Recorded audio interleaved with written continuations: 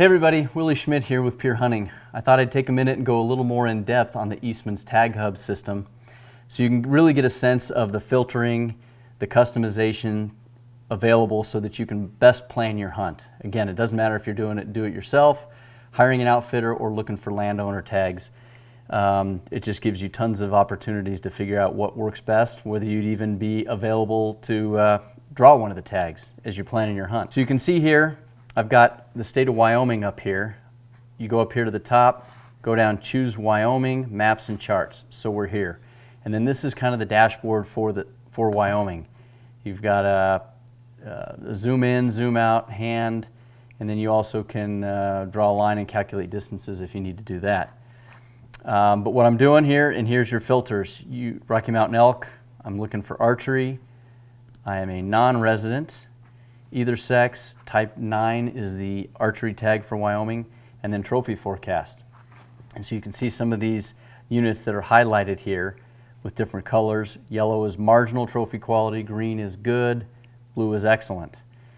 So down here at the bottom, you can see the hunt units, valid units, several other filters here, but let's just say you don't have enough points that you're likely going to have anything at a limited draw opportunity, which likely is going to be excellent trophy quality. You're just looking for a good hunt. You can come down here to the trophy forecast, click on the filter, click good, and that's going to bring up over here on the left. You can see all of the good units. If you need to go to the next page, you just come down here at the bottom and select the pages. But then you can see the good units that offer archery tags up in this area. Then you can go through and you can see it coming up on the row, the information on season dates and whatnot. Let's say you're like, well, whatever, 45 is kind of sitting out here by itself. And let's just say I'm picking you have 6 points for Wyoming. You click on that unit, you come up here to the right, and you can see now we've got several other drop-down features here. Hunt identification, it gives you the information that should match your filters just to make sure you're scrolling on the right deal. Season dates, name of the unit, archery, non-resident. Then you come over here, trophy forecast should say good, that was your filter. Then it can do terrain. This is rated 1 to 5, 1 being easiest, 5 to the most difficult. It's 3, so it's average terrain. Public land is 80%, 5% wilderness. So you know you're going to have good public access, and as a non-resident, you're not going to have to hire an outfitter unless you want to hunt on that 5% of wilderness. That's one of Wyoming's state regulations as a non-resident. To hunt wilderness, you're required to hire an outfitter. Gives you some harvest data here going back to 2016. Average number of hunters per 100 square mile. It's a limited area, so it shouldn't be too bad. But here's where it's important too, the draw for non-resident. If everything else, you're happy with the terrain, you're happy with the amount of the public versus private, then you look on here and you say, geez, in 2019, it took minimum of 10 points. In the regular draw, special draw, it took 9 points.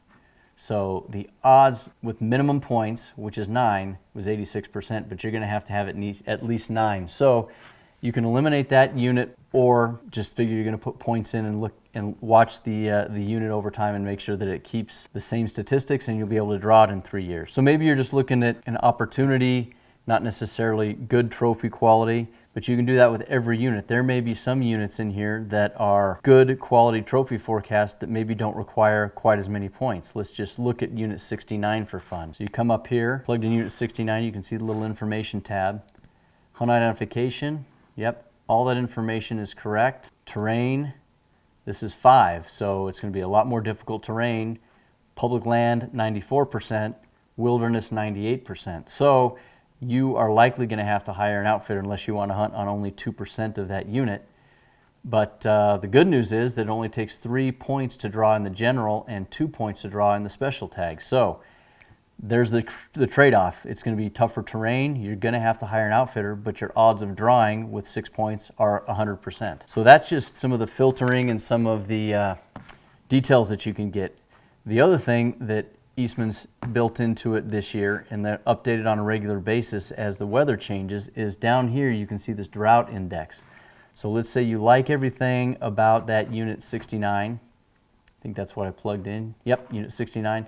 Then you can do the drought index, and you can see that it's a little bit in the orange there, not as bad as some of the red in some of the other parts of the states, but that might be a bit of a consideration. You can really zoom in there and get in there, find out what the national forest is and exactly what has gone on in there. So maybe you're like, well, gosh, it all looked great, but you know, with the drought, obviously a lot can change between now and then. That was as of August 2020. Things can certainly change, and you can see what it did all of 2020, and they'll be updating it as the weather, snowpack, everything else changes for 2021. But it's a pretty good resource where you think everything else might pan out and you realize you're in a really significant drought. You might be able to plan around water holes if that's the case. You might be able to plan around a better food source that's irrigated if that's an option and doesn't rely on Mother Nature so much. So you can really see the opportunities to drill down, customize this to help you plan your hunt the best. The other thing that this allows you to do, let's say you hunt a bunch of archery elk and you hunt a bunch of whitetail in November during the rut, but October is a pretty open time frame. You can filter out the season dates and figure out what is available in October. You might have to change archery to any weapon, and maybe you do bull, maybe you do spikes, whatever, but look at general OTC. You can look at trophy forecast, everything else, but you also can look at the season dates, and then you can kind of figure out something if it might fit into your schedule for October and just give you a new hunting opportunity that you hadn't thought of to fill up that month of October. So it's a great tool.